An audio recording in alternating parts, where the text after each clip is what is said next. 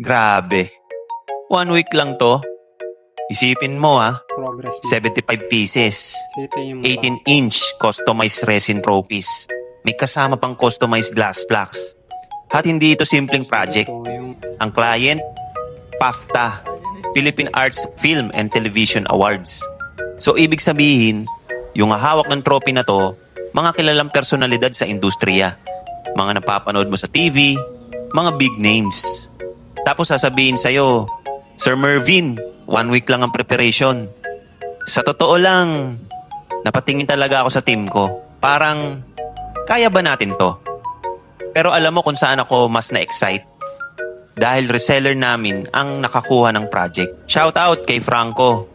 Reseller lang siya. Walang factory. Wala siyang sariling production line. Pero may lakas ng loob. May sistema.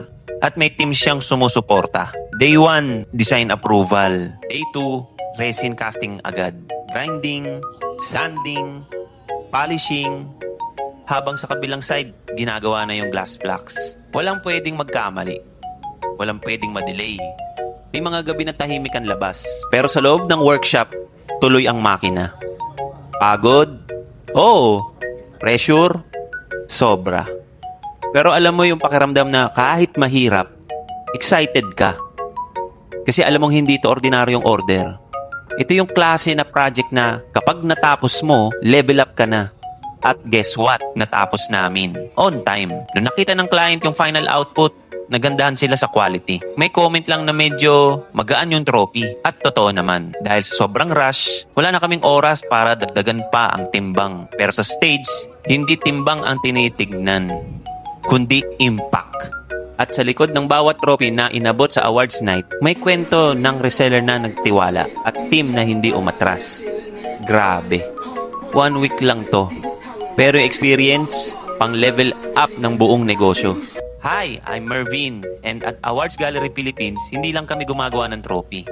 Tinutulungan namin ang mga reseller na makapasok sa malalaking project kahit wala silang sariling production. Kasi minsan, hindi mo kailangan ng malaking factory. Kailangan mo lang ng tamang sistema at team na kayang tumupad.